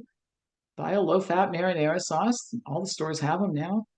Have some pasta, chop up some asparagus and broccoli, and toss it in there. People like that. So you have to come up with food and recipes that people want to eat. I love the food that I eat. Now somebody else might come to my house and say, I wouldn't want to live on this. Well, don't have to, but I like it, right? So I think you have to have food that you like to eat. I think it's important to eat frequently. And one of the reasons I say that is that when you eat a lower fat, higher fiber diet, the food moves through you pretty quickly. And then what happens is you get hungry. And I'll tell you what happens to people when they get hungry. Sooner or later, they're going to eat. Now the question is, have you planned for it, or are you gonna go looking around for something to eat? So we help our people plan to eat 5 or 6 times a day. Um, we teach them how to eat in restaurants and that sort of thing. But the foods that you like, and we have a food pyramid. I don't have it to show you right now, but eat less of the stuff at the top, more of the stuff at the bottom. and the relationship of foods between one another. Like if you're eating more bread and pasta than you are potatoes and rice, you got a problem, right? So people can self-monitor. A lot of times they see themselves drifting in a direction that doesn't work so well. So those are the things I think to think about. Mostly plants. It does not have to be vegan. I'm a well-known vegan. I like it, but there's not a single study that shows that anybody has to be vegan in order to live to be 100 and have a healthy life. So that's a choice. It's not a mandate. So, what are your thoughts on the keto diet, these higher fat, higher protein diets? Well, they're terrible. They're absolutely terrible unless they're used in a responsible way. So I've written articles on this, and there's a couple of them in our library. So a keto diet works really well for two things. First of all, with epileptic children, the dietitians at Johns Hopkins developed this diet. They have a very high success rate keeping toddlers on this ketogenic diet for as long as a couple, 3 years. Most of them have significant reduction in seizures, and they sometimes completely go away. And we have decades of evidence. But you know what? We also have decades of evidence. What happens to these kids after eating this diet for 2 or 3 years? And by the way, they have to be kept in ketosis. So for a kid with seizures, if the kid picks up a cracker and eats it, he goes out of ketosis and seizures, and the parents know right away he got a hold of something. So most of the people who are doing this, they're just eating fat. They're not eating a keto diet where they're monitoring everything. Even how far you can walk without throwing yourself out of ketosis becomes important. So just I like fat, so I'm going to eat it. It's not a keto diet. But these kids spend the whole rest of their life recovering from it. They have kidney problems. They have a lot of problems. So why do you do it? Because the risk benefit ratio works. So if your child's 2 years old, taking 4 medications, having 50 seizures a day, this kid's never going to have a normal life. So you're better off doing the keto diet, and then you deal with the consequences of it, because this is a kid who can go to college and get married and have a life as opposed to not. It also works very well for people who have certain types of cancer where mortality is high and immediate, like brain cancer, certain brain cancers, etc. And even then, it has to be carefully calibrated. You have to watch everything you eat, and measure in the whole 9 yards, and it's worth doing because you have a very specific deadly problem you're trying to address. For the rest of everybody, it's a terrible idea. And for the carnivores, there's a great population to model. The Maasai eat a carnivore diet. Their average lifespan's less than 5 decades. And that sounds so good, right? And by the way, the Inuit also eat a high-fat diet that's not a keto diet, just eating fat. And their lifespan is about 20 years shorter than people living in the same areas of the world and cities close by who are eating cheeseburgers, French fries, and pizza. So you can look around at populations in the world, and you just don't find anybody thriving on diets like this. Where is the Maasai? Africa. Africa. Yeah, And there's a guy by the name of George Nan, might be. I don't have it in front of me, but he was a big advocate for that diet until he performed autopsies on young Maasai men. And so they had the arteries of 95-year-olds. wow. That's why they were young and dead. This was bad. This was decades ago. So again, that's why I like the older medical literature, because you can always find some piece of crap in some piece of crap journal to make any point you want to make these days. And you know, So, Jordan Peterson is on a pretty much, I think, exclusively beef diet with I think salt and water, maybe one other ingredient. sounds lovely. First of all, I bet he's fun at a He says party. he says he does not recommend it whatsoever to other people, but he's doing it because it cleared up some symptoms. What do you think the long-term health outcome is going to be for him? Terrible. And by the way, that presupposes that he couldn't have cleared up those symptoms without doing something bizarre. And I don't believe that. I don't know what his symptoms were. He's never consulted with me about it, but it's terrible in the long term. It may shorten his life, may increase his risk for cancer. Maybe he'll live to be 100. But the point is that it's like drunk driving. You might get away with it, but you also might kill somebody or yourself. Probably not a great idea.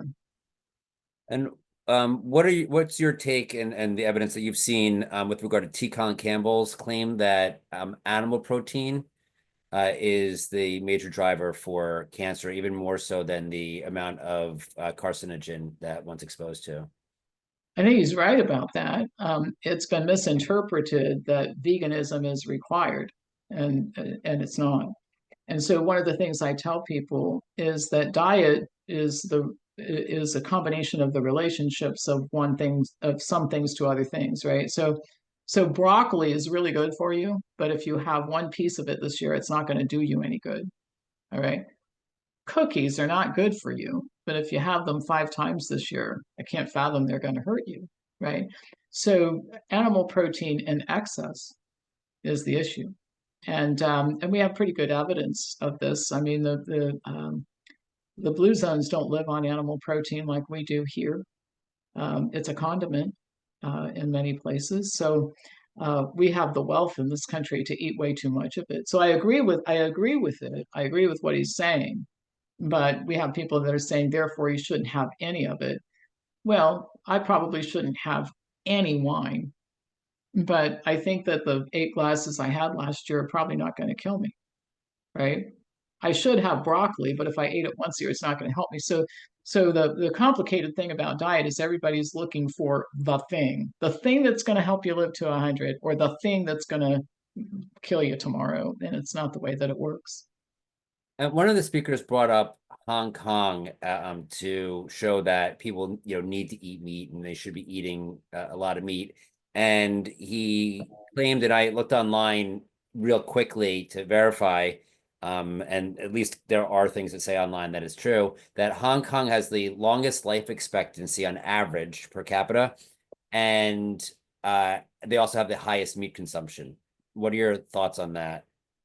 I've not seen that study, and I'd like to read it. They're not the longest lived people on the planet. They're just not. I mean, we know who those people are. But the bottom line is, I don't, like I said, I haven't seen that study. I've been to Hong Kong, and I own a business in China, so I have a little bit of an idea of what goes on in that part of the world. But it, I don't think people in this country are getting away with it. And I don't think people in most countries are getting away with it. And what you see time after time after time is that as countries become affluent, they adopt the standard American diet and a lot of animal food and a lot of other stuff too, but it doesn't end well. So, What are your thoughts on like water fasting and intermittent fasting? well, water fasting, I've sent probably 500 or 600 people to fast at the marvelous centers we have. We even have one here in Ohio that's really great. And so I'm a fan and I send people. It often is very helpful for cancer patients. It starves the cancer while not starving the body. And I always tell people if you're going to water fast, you should do it in a supervised environment with people who know how to take care of you and monitor you and tell you, well, maybe you plan to do it for 2 weeks, but we're going to stop at 11 days. I've always been very appreciative of all the people I've sent to these centers, how well monitored they were and cared for. So I don't think you should do this at home alone. I don't do it at home alone either, right? The intermittent fasting has been completely misunderstood. It was originally proposed by Walter Longo, who wrote a very terrible book with one good chapter in it about using it to potentiate chemotherapy. All right. You fast for 4 days and then receive the chemotherapy, and it potentiates the effect of the chemotherapy on cancer cells. But this whole business of eating in a window, it's just one more bizarro thing that makes no difference in your health and disconnects you from the real life of other people. Like I said this during my talk, I can't eat after 4 o'clock, so I drink water at every social thing I go to while everybody else eats, and people go, what the hell's the matter with this guy? It's ridiculous, and it confers no advantage. I'd be happy to do this next year too. I have 100 slides on it. I can prove to you that it makes no difference at all, except for aggravating all the people around you, making life more difficult than it needs to be. And in some ways, it can be counterproductive. Very interesting data on Muslims who have Ramadan, where they don't eat during the day and then they eat at night. So it's kind of different version of intermittent fasting, and they have some very adverse changes in body composition as a result of it, which, as I showed you earlier, is counter to health and weight. So what is the role of supportive, having a supportive community around you when you're trying to make these helpful changes? I think it's important. If you don't have it, it doesn't have to be a deal breaker. That's part of the reason. I mean, the thought that somebody has to do this with you is maybe some distorted thinking that keeps people from moving forward. I'm responsible for me, regardless of what anybody else is doing around me. But I think a supportive community can be helpful. And I've often said if I didn't work at Wellness Forum, I'd probably have to be a member because believe it or not, most of the people I know don't eat like me. They don't take care of themselves like me. And I'll just share a funny story with you. We have a big group of us involved with my nonprofit. We're out to eat one night, and we have several places we can go around the area I live where everybody can get what they want. They've got veggie burgers, they've got steaks, they've got, pad thai, and they've got fried stuff, whatever. Okay, so this rather new person leans over. She's sitting next to me, and she says, I thought, and she's pointing to this guy across the table, so and so was a good friend of yours. And I said, he is. We've known each other for about 40 years. She says, well, why does he eat that way? I said, because that's what he wants to do. And I've had zero impact after 40 years, none, right? So I think the first thing is it is good to have a supportive community so that when you're out amongst the rest of them who don't do this, you keep yourself on the straight and narrow.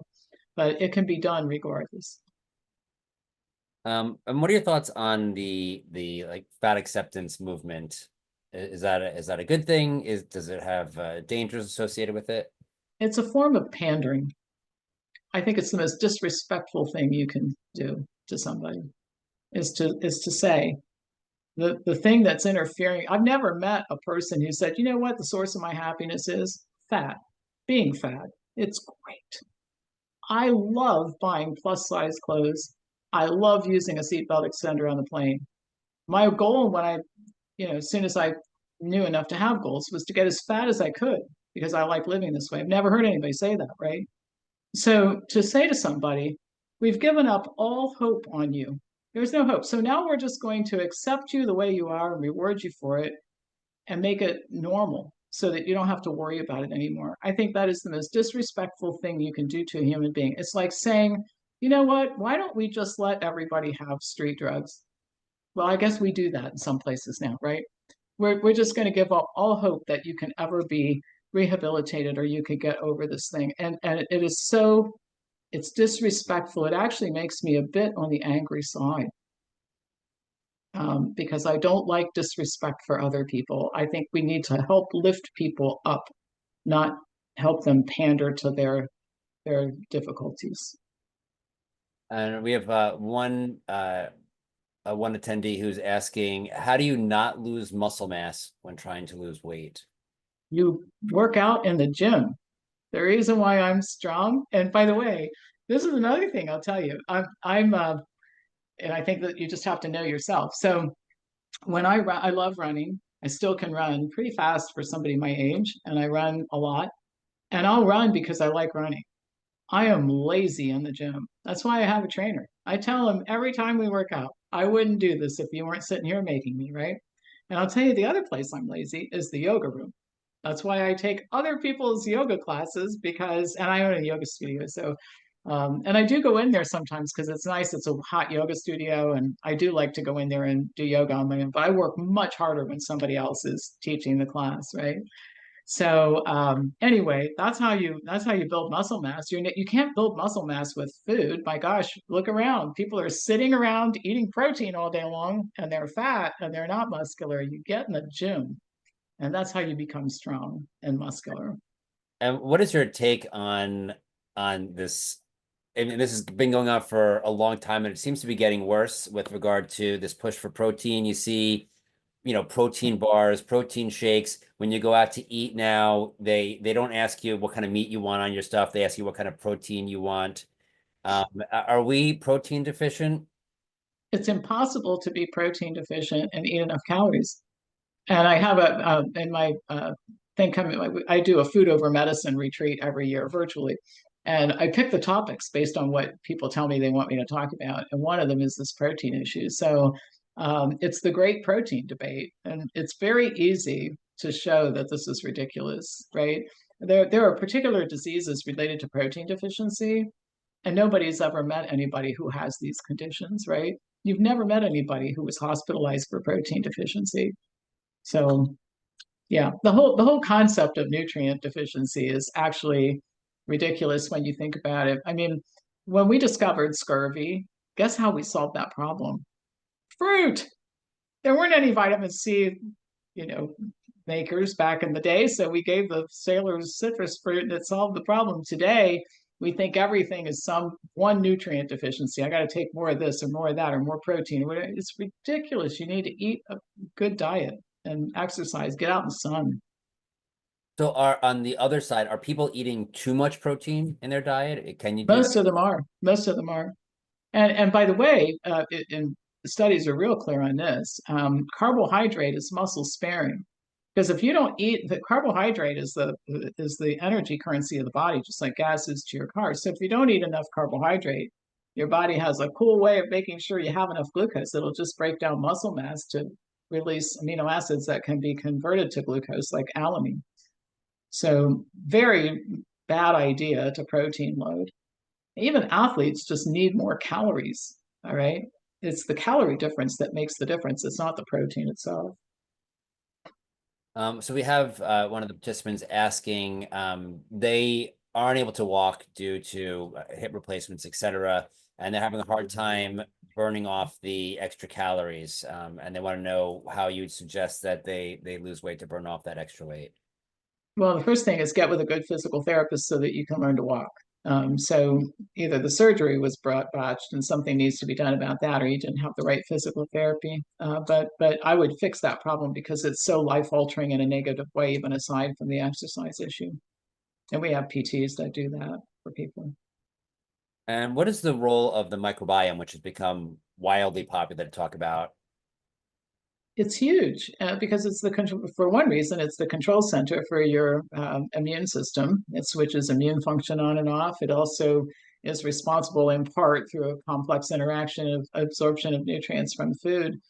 But the microbiome, first of all, we don't make those cells, so you have to take probiotics to resolve compromised microbiomes. Then you have to selectively feed the good guys. So they like carbohydrate and fiber a lot. So it's another reason not to protein load and not to eat a keto diet unless you have to for survival purposes.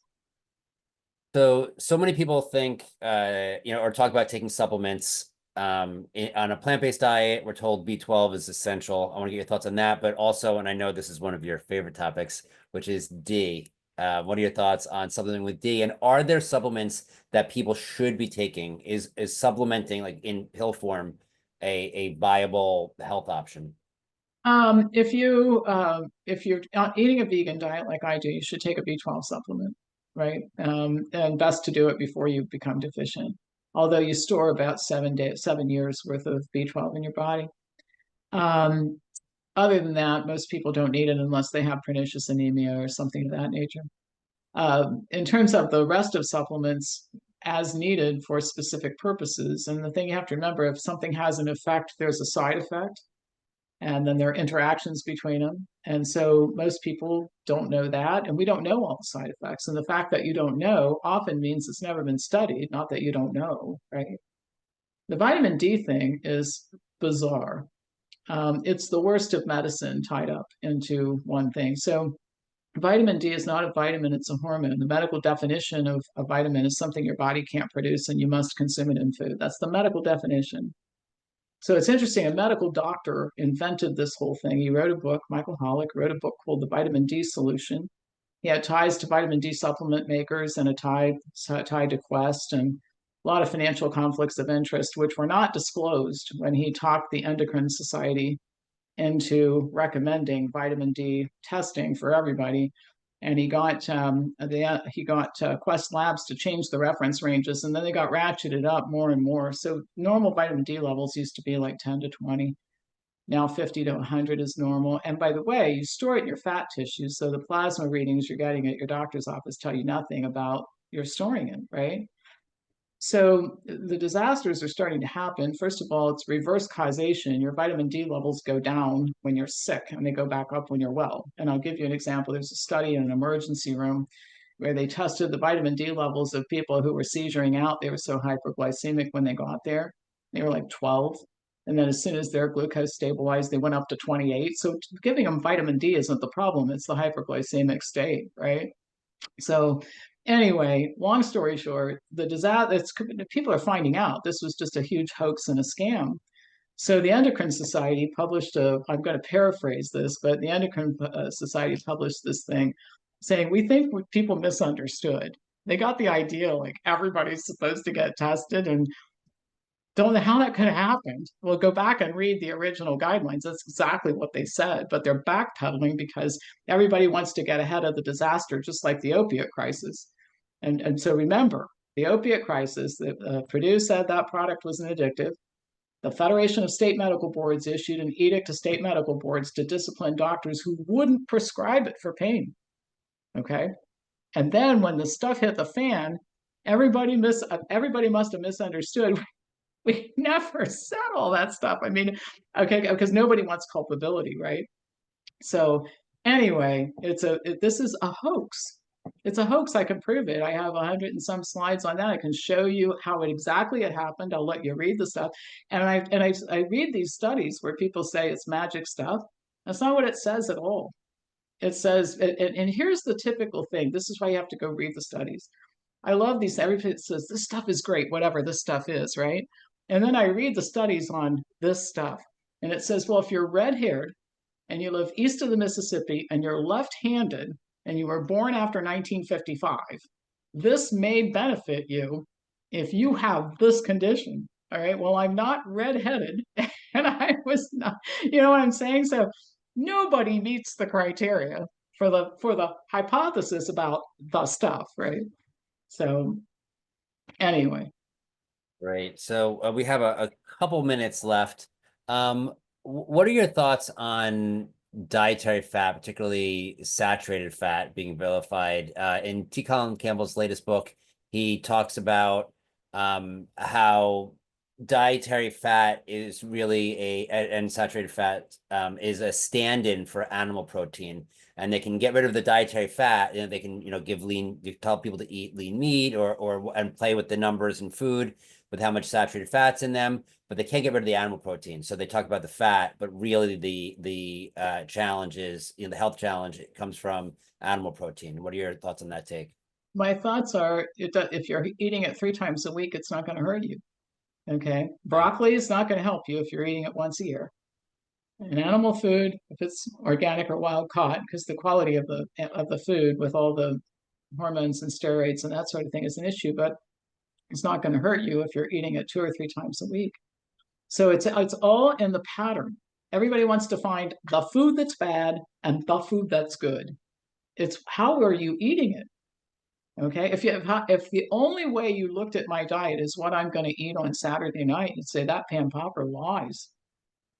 She had 2 glasses of wine, and the Jewish desserts are pretty rich for Passover, right?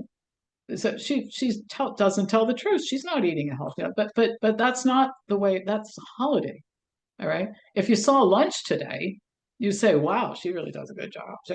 So you can't judge this by a food or a meal or that sort of thing. It's the pattern that you're eating over a sustained period of time that makes the difference. Right.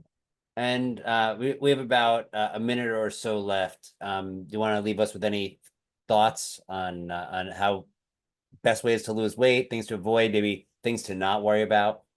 Well, I think the first thing is that some of you probably just need to take off weight like I did. You just need to learn to eat the right diet and get rid of a lot of the distraction and noise because the noise keeps you from moving forward. If I listened to all this noise, I wouldn't know what to eat tomorrow, you know? And get some education. We teach people how to read the medical literature.